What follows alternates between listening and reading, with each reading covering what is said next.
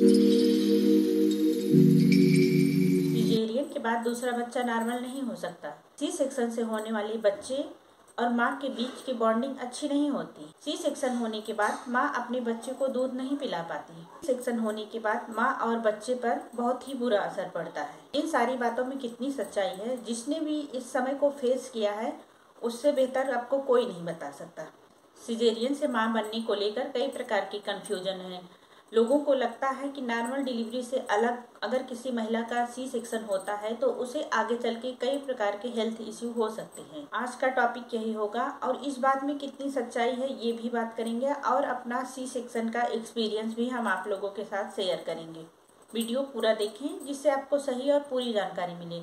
अगर आप चैनल पर पहली बार आए हैं तो प्लीज़ चैनल को सब्सक्राइब करें एंड बेल आइकन को ऑल पर क्लिक करें, जिससे आने वाली हर वीडियो की नोटिफिकेशन आप तक पहुंचे, ताकि प्रेगनेंसी टाइम में होने वाली समस्या का समाधान आपको आराम तरीके से मिल सके।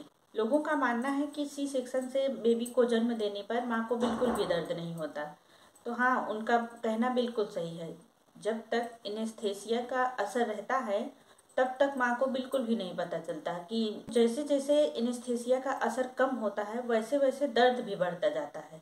ऐसी कंडीशन में चाहे वो नॉर्मल हो या सी सेक्शन हो, हर कंडीशन में बच्चे को जन्म देने पर एक माँ को तकलीफों से गुजरना ही पड़ता है। लोगों का मानना है कि एनेस्थीसिया का असर रहते महिला को पता ही नहीं चलता कि क्या हो रहा है क्या नहीं हो रहा है, पर ऐसा नहीं है। हम अपनी एक्सपीरियंस की बात करें, एनेस्थीसिया का असर रहते भी आप महसूस कर सकते हैं कि आपके साथ क्या हो रहा है। आप देख नहीं सकते क्योंकि डॉक्टर्स आपकी आंखों को कवर कर देते हैं, कोई कपड़ा या रुमाल कुछ भी डाल देते हैं जिससे आप कुछ देख ना सकें।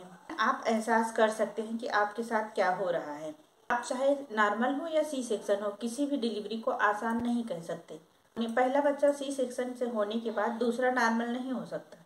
इस बात की सच्चाई यह है कि यह बात बिल्कुल भी सही नहीं है। अगर आपकी प्रेगनेंसी में किसी प्रकार का कोई कॉम्प्लिकेशन नहीं है, एक बार सी सेक्शन होने के बाद डॉक्टर्स मेडिकल जांच करने के बाद ही नॉर्मल या सी सेक्शन डिलीवरी का फैसला लेते हैं कि आपकी डिलीवरी नॉर्मल होगी या सी सेक्शन होगी। वहीं ये भी देखते हैं कि बच्चे को जन्म देने में किसी प्रकार की कोई कॉम्प्लिकेशन नहीं है। हिसाब से डॉक्टर्स फैसला लेते हैं कि आपकी सेकंड डिलीवरी नॉर्मल होगी या सी सेक्शन। फ्रेंड्स, मैं अपनी प्रेगनेंसी की बात करूँ तो मेरी फर्स्ट प्रेगनेंसी सी सेक्शन रही है और दूसरी प्रेगनेंसी की बात करूँ तो फर्स्ट प्रेगनेंसी के बाद दूसरी प्रेगनेंसी में मेरी 3 से 4 साल का गैप था। मेरी दूसरी प्रेगनेंसी काफ़ी हेल्दी थी। जब भी मैं डॉक्टर के पास जाती, डॉक्टर से मिलती, तो मैं डॉक्टर से इस बारे में ज़रूर बात करती कि क्या मेरी प्रेगनेंसी दूसरी डिलीवरी नॉर्मल हो सकती है। तो इसका सीधा जवाब रहता था कि नहीं, क्योंकि बच्चा हेल्दी है इसलिए आपकी डिलीवरी नॉर्मल तरीके से नहीं हो सकती। उनका मानना था कि बेबी हेल्दी है और आपको इस तरह से नॉर्मल डिलीवरी में रिस्क हो सकता है। मैंने कोई चांस नहीं लिया, साफ साफ मना कर दिया कि आपकी दूसरी डिलीवरी भी ऑपरेशन से ही होगी। दूसरी डिलीवरी भी मेरी सी सेक्शन के द्वारा हुई। फ्रेंड्स, ये आपके ऐसा ज़रूरी नहीं है कि प्रेगनेंसी टाइम में एक बार आपका सी सेक्शन हो गया तो कई बार ऐसे केस हुए हैं जहाँ प्रेगनेंसी हेल्दी नहीं है, बच्चा कमज़ोर है तो हो जाता है। अगर आपका बेबी हेल्दी है, आपकी प्रेगनेंसी हेल्दी है तो आप रिस्क ना लें। कई लोगों का मानना होता है कि सी सेक्शन से बेबी होने के बाद माँ और बच्चे के बीच की बॉन्डिंग अच्छी नहीं होती। सब कुछ तो सेम होता है। प्रेगनेंसी टाइम में सी सेक्शन से होने वाले बच्चे और माँ के बीच की बॉन्डिंग अच्छी नहीं होती। प्रेगनेंसी टाइम में नॉर्मल हो या सी सेक्शन, 9 मंथ तक सब कुछ सेम ही रहता है। महीने तक माँ बच्चे को पेट में रखती हैं और कितना कुछ सहती है, तब जाके माँ बनने का सुख मिलता है। अगर फ्रेंड्स प्रेगनेंसी के लास्ट में जाके किसी डॉक्टर के कहे अनुसार बच्चे को किसी प्रकार की कोई प्रॉब्लम ना हो, बच्चा सेफ इस दुनिया में आ जाए, माँ सी सेक्शन के लिए भी तैयार हो जाती है।